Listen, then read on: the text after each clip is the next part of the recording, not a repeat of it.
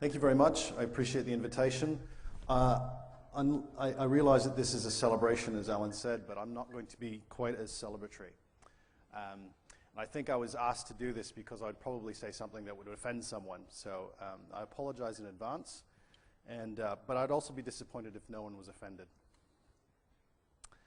So the way I'm going to break down this talk is sort of start more general, national, our poor environmental record. I think it's underappreciated even by people like us. Talk a little bit about the current political state.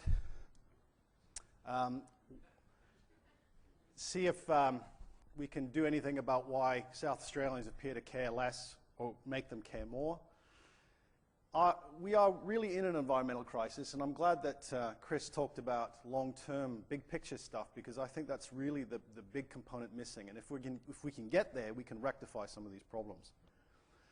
We have little investment, and I'll show you some numbers behind that. We have little cohesion, and I'm just as guilty as that as the rest of the institutions.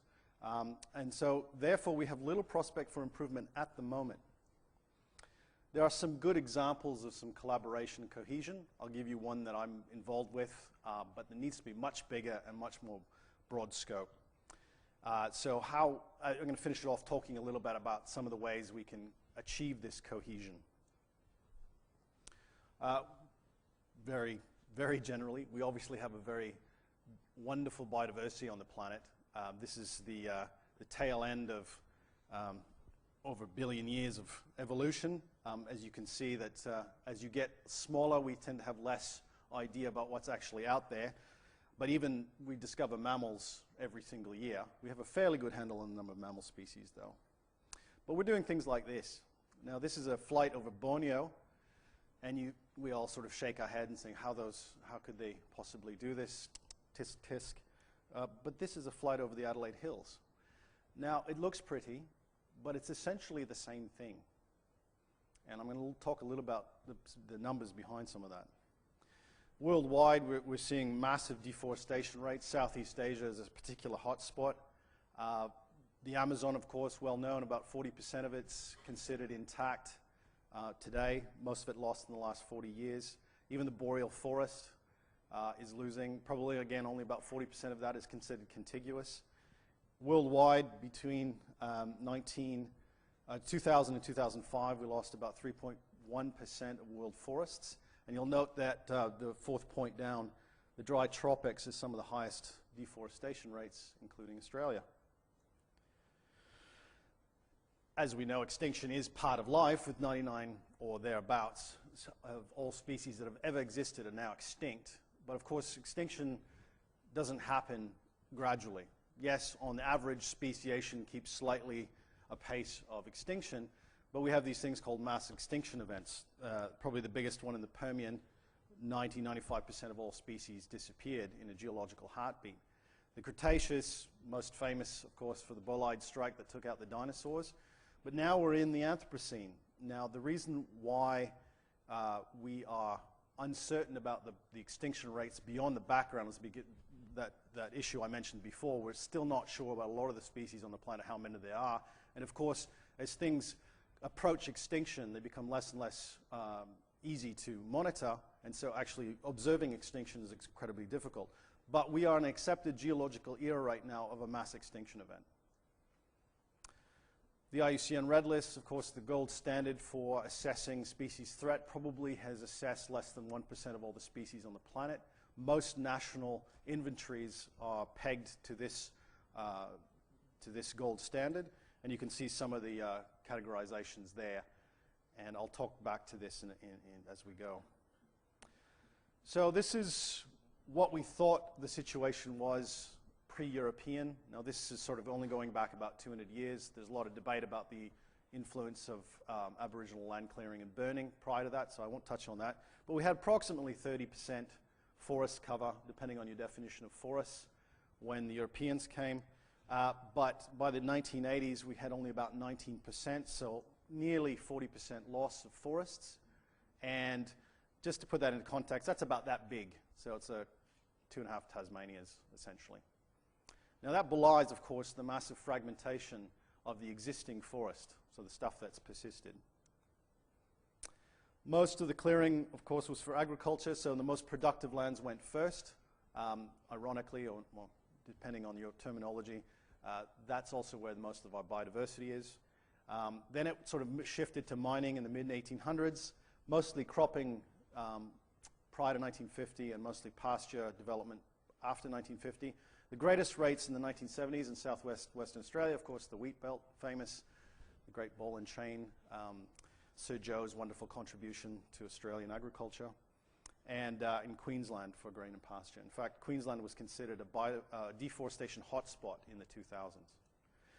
South Australia, most of our forests were cleared in the 19th and early 20th centuries, so there aren't very many people who are alive who can remember that baseline. And I think we have a severe case of shifting baseline syndrome in South Australia. We have very little left of what we originally had, and no one can remember that. So when we talk about what we want to restore it to, we're already talking to most people to restoring it to a degraded baseline. Native forests cover about 9% of the state area, and as Chris mentioned, less than 10% of native forests in the Mount Lofty Ranges, less than 4% in the Adelaide Plains, and apparently broad-scale vegetation clearance was arrested in 1991 with the implementation of the Native Vegetation Act. That's not entirely true. So these are just some stats from between 1995 and 2005. And you can see South Australia down here. That's the shifting baseline I was talking about. We haven't lost a lot relative to anyone else because we don't really have a lot to lose. We have some of the lowest total proportionate cleared land, but we also have some of the lowest amounts of forest of any state in the Commonwealth. Most of the loss has been in the eucalyptus low and tall nationwide. About 78% of those ecosystems are now gone.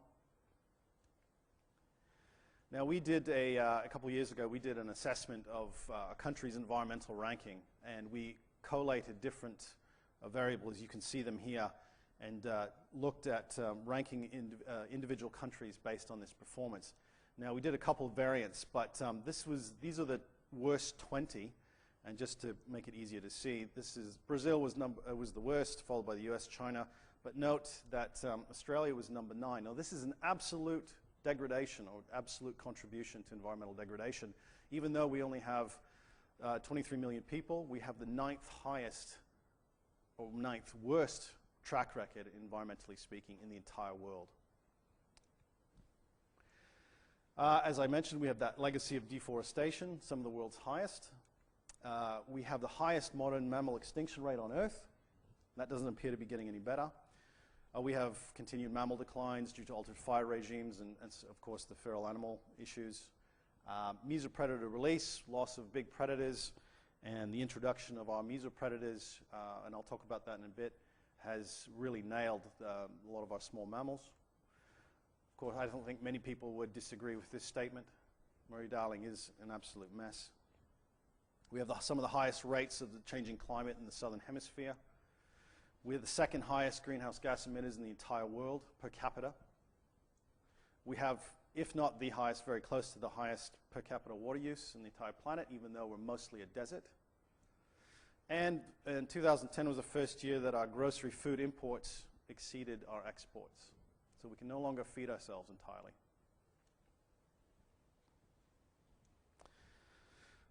The impact of feral cats, just as an example of what's happening to our small mammals. I like this because it sort of gets the point across of just how bad the damage is. Let's say you take a line of stock trucks from Sydney to Grafton, which is just over 600 kilometres, which is a little bit less than the distance from here to Point Lincoln, put it in South Australian terms. And you filled every single one of those stock trucks with native animals. That's how many are eaten every year by feral cats in Australia. Every year. Now, there's been some controversial research and suggestions made on the role of the dingo in controlling this mesopredator release. Mesopredators, of course, being cats and foxes, how they interact with cattle and kangaroos, and then the flow-on effects to vegetation condition and small invertebrates and vertebrates. Just to show you some data from my colleague Ewan Ritchie at Deakin, here's some sites where we had baited and unbaited dingoes. and the kangaroo effects. So we had much lower total mean abundance of kangaroos, a much lower total biomass where dingoes were higher. That had direct effects on vegetation quality. Activity of small terrestrial vertebrates and terrestrial invertebrates. You can see that in the area with few dingoes, the activity was much lower across the board. So dingoes indirectly increase the diversity in a region. Here's some other information about the direct effects of dingoes on cats in the Kimberley. So as dingo abundance increases, cats decrease. Now, we have the world's longest contiguous human-made structure, the dingo fence or the dog fence. Spend around $10 million a year keeping it intact, although it doesn't work 100%. Now, there are massive migration issues. This is a emu migration stoppage in the Western Australian component. And of course, massive welfare issues. I'm certainly of the opinion that we should abolish the dingo fence entirely because of the flow-on effects to biodiversity would vastly outweigh any of the disadvantages it would cause to pastoralism. Although if there were a crowd of pastoralists here, I'd probably be shot. Politically, it's not getting any better. It's getting worse. I was going to say, we recently elected this, I was going to say moron, but my wife came up with a much better term the other day when the 18th policy demonstration of his war on the environment, she called him Satan, and I think that's a pretty good description. Now, you can laugh. I mean, there's a lot of people who do laugh at this, but I don't think it's really a laughing matter.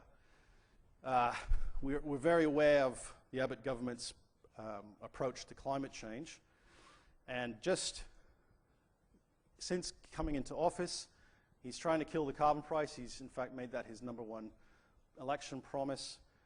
No delegation at all to international climate talks. The climate change policy doesn't really exist. This direct action is about as, well, it's about as indirect as you can possibly get. He's axed the Climate Commission, and we have no science minister. Yes, and in only 6 months. But it doesn't end there, of course. We have a rollback for the protection of national parks. We're not allowed to have any new national parks. In fact, we have too many, apparently. He's trying to remove the World Heritage status from Tasmanian forests, reintroducing logging to Tasmania, and he's scrapped the management plan for marine parks nationally. Doesn't end there. Of course, he's reneged on commitments by the Australian government to the Sumatran rhino recovery. He's promoted the WA shark culls. He's weakened the anti-illegal logging bill. He's removed green tape from industrial development. They now have legal immunity from environmental challenges. Now we're trying to ban consumer boycotts of environmentally degrading companies. I don't know how they're going to enforce that one. That'll be interesting. He's cut 500 jobs and $100 million to the Department of Environment, that's the Commonwealth. And he's recently put a gag on public servants and encouraged dobbing in anything negative against the government. Yes, and in only 6 months. So right at the bottom there, you can see the Commonwealth proportion of the national budget dedicated to environment. That in 2012 was 1.19. The blue, red, and green lines are the state of South Australia budget items. Now, I can recommend if you're suffering from insomnia, pore over the budget sheets. It's a great cure. But I pulled these data out the other day. You can see the environment is probably one of the lowest invested components of the South Australian government, but it pegs pretty much exactly with the Commonwealth. I'm not saying health and education aren't worthy of that sort of investment, but I'm saying that environment is worthy of a lot more. Now, according to last year's State of the Environment report, which comes out every 5 years, we have different categories. So our native vegetation was given a poor. Threatened species and communities, very poor and declining. Our soil condition was considered fair. Okay. Introduced species, they're getting worse. Our marine communities, the extent and the condition is declining. Although pollution is decreasing, but population of humans is increasing, adding pressure. And threatened marine species, although we have increasing protection, rising sea levels and acidity maybe aren't allowing that to do much good. Now, there are a few problems with the State of the Environment report, and I won't go into too many details, but there's definitely some misleading statements about vegetation cover. It gives a rosier picture than actually exists. There's no mention of the intractability of biodiversity offsets. That's sort of thrown in there as, well, if we're losing forest, that's fine. In fact, we are still losing forest, but between 1,000 and 2,000 hectares are cleared every year in South Australia under the Native Vegetation Act as an exception, and over 200 hectares a year at least are cleared illegally. You cannot replace native forest. It is impossible. The evidence is in. The indicator species in the report are essentially chosen at random, don't have any sort of strategic choice, and they're not representative of any major ecosystem. We have a severe, and I can't emphasize this enough, a severe lack of regular long-term monitoring, such that when you compare the change in the State of Environment reports at those 5 yearly intervals, it's impossible to say how we're tracking. We have an unachievable lose no species target that has really not given any attention to strategic investment of threatened communities and important functional groups. We have no real dedicated legislation for threatened ecosystems. We have basically throwaway lines in the National Parks and Wildlife Act of 1972 and the Native Vegetation Act of 1991. So the conclusion is, despite our poor monitoring system, we have a degraded, declining, and depauperate biodiversity in South Australia. And we have little capacity or vision, in my view, to improve. Yet, 56% of the 3 billion annual wine exports from the Commonwealth come from South Australia. Seafood is $758 million to the SA economy in 2012. Agriculture, in its broadest definition, is about 5% of the SA economy. It's only 2.4% nationally. It's more important to us than pretty much everyone else. It's the 5th largest contributor to our revenue. The substantial proportion of our tourism, which is hard to quantify, is related to primary agricultural industries. Think of all the people who come here for the wine alone. Yet we have no broad-scale research and pollination services on which much of our crops rely. We have no research into the important role of kelp forests in sustaining our fisheries. And we need to marry some of these different research agendas in a much broader scope. Just on that note on pollination, 90% of all wild plants require animal pollinators for fruit, seed, and set. And about 35% of all human food crops come from insects. About 50% from one species alone, Apis mellifera, which of course is an introduced species in Australia. Domestic honeybees have declined by 60% in the US since 1947. In Europe, they're declining. In fact, those numbers are a little out of date now. They're higher than that. Bees require more than, of course, just single crops to persist. And it's been shown that the number of pollinator species, as that increases, so do crop yields. Decline is mostly from pesticides, habitat loss, fragmentation, degradation, and in some cases disease. And we can't forget that it's not just insects that pollinate. We have birds and bats do a lot of the job as well. I think this is the kind of concept we need to get across in our research approaches, is functional groups and services. I hate that term ecosystem services because it was sort of, it gives this human-centric view that the world was placed here for our benefit and our enjoyment, almost a biblical view. I'm going to talk about one project that I'm involved with, I think, that has some ways forward, but it's a drop in the bucket. And this is a planting project we have out at Monata Zoo. Gina is a partner, as well as the Australian Flora Foundation, and of course, Zoos SA. So what we've been doing here out at Monata, I think everyone's been out to the Monata Zoo. They have a massive revegetation project, and we convinced them that we should do it a little bit experimentally. So what we're doing is we're planting different treatments of diversity, so different tree and shrub species, and we're measuring bees, other invertebrates, and lizards. We're measuring above and below ground carbon, both before and after planting, and economics is sort of a fancy term basically for the accounting, how much it's all costing us. So we're trying to get the biggest biodiversity and carbon bang for our buck, in other words. So we have a native tree monoculture, we have a low diversity mixed culture treatment, and a high diversity mixed culture. And we're basically trying to reproduce this kind of mallee forest. This is the design. We have blocks of, actually in this case, 8 treatments, not 10, modified slightly, with a couple of controls. Now, it was planted last year, and we're just starting the monitoring post-planting now. Finally, I'm just going to mention that I've done a little bit of work on modeling some of the heat waves in the country. These are the long-term maximum daily temperature, high-quality data from around Australian centres. And Barry Brook, who's actually in the audience right now, and I have looked at the return time for heat waves in the 2000-2010 relative to the previous century. Adelaide, incidentally, has the longest time series back to 1887. And as you can see, there's the trend upwards. The heat waves that happened in the last decade can't be reproduced by the data prior to that, meaning that we have a heat wave anomaly, we have more heat waves. We know about this if you've read any of the Climate Council's reports.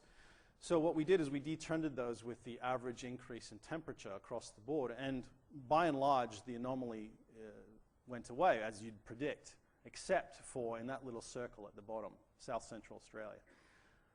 Meaning that even though we take out the mean warming, the variance is actually increasing.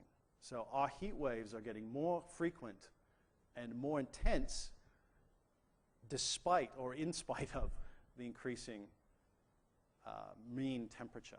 In other words, we're going to be suffering the highest incidence of heat waves over the next century, at least. So the way I see it, the impediments to improving the situation, we have a state-level disconnect between conservation and agriculture, yet that's key. I think, in my personal opinion, pastoralists have a stranglehold on NRM boards and biosecurity. I think that needs to change. We have piecemeal university, junior NRM projects with little big picture leadership. And I think, as I said before, I think I'm as guilty as that as any other person. We have a national anti-environmental agenda, and it's killing any of the state initiatives that we are intending to put through. So, sorry, that's come off the bottom there. I think there's basically complacency and certainly no environmental leadership in state parliament. So moving forward, I think we need to arrest all native vegetation clearance once and for all. It's been, as I said, it's been shown that we cannot replace those with reforestation recovery. It takes centuries to come even close to that. Carbon, we need statewide forest and soil carbon assessments, and that needs to be implemented both economically as well as into our long-term climate change outlook. We need a dedicated Ecosystem Intactness Act in South Australia, not just a leftover statement tacked onto other acts. Monitoring is probably our biggest weakness. We need a representative species and system monitoring of sites. They need to be annual, and they need to focus on function. Our wetlands, although water is probably one of our most precious resources here, it's one of the least considered from a wetland and purification perspective. We talk a lot about it in terms of agriculture, but we have little appreciation for its role in our biodiversity. Restoration, even though we can't afford any more clearance, and so biodiversity offsets won't work, broad-scale reforestation needs to be done, and it needs to link to the carbon initiatives. Agriculture, we need to intensify, not expand agriculture as our populations increase, instead of doing things like planting or putting houses on top of our most productive soils, like in Mount Barker. Climate, I'm going to say that renewables aren't enough. We're going to have to do a lot more than just say it's okay, we've got lots of wind power. So I'm going to leave it there. I hope I haven't offended anyone too much. I'm happy to follow some of these statements up if you want to contact me at those details there. Thank you very much.